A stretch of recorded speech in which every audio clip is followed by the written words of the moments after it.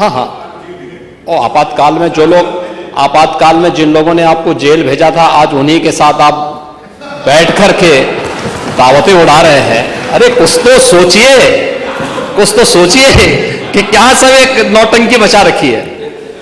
इसीलिए मैं कह रहा हूं ना कि आप लखनऊ के इतिहास को जानते होंगे। लखनऊ में गोमती और कुकरेल नदी का संगम भी था,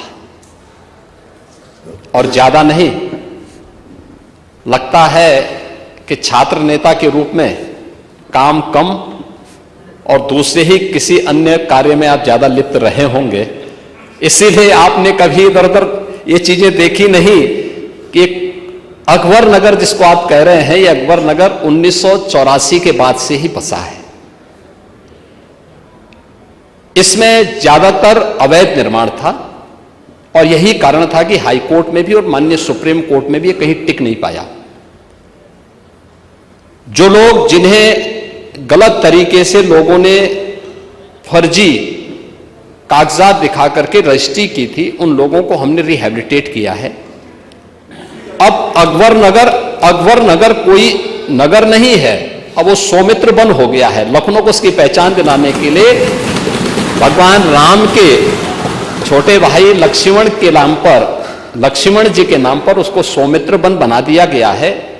और आपको तो खुश होना चाहिए कि इस उम्र में लखनऊ के लोगों ने आपको विधायक बनाया है, और लखनऊ को हम एक नाइट सफारी दे रहे हैं इसी रूट पर आगे कुकरेल में जाकर के।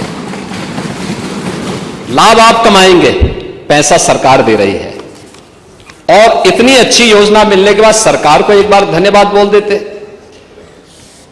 पंथनगर और इंद्रप्रस्थ नगर की कार्रवाई को हम लोगों ने स्थगित करवाया है, और हम लोगों ने कहा है कि एक भी व्यक्ति जिसने रजिस्ट्री की है, एक भी व्यक्ति जिसने रजिस्ट्री की है लैंड, और उसके पास जायज कागजात हैं, उसको हम वहां पे कंपनसेशन देंगे।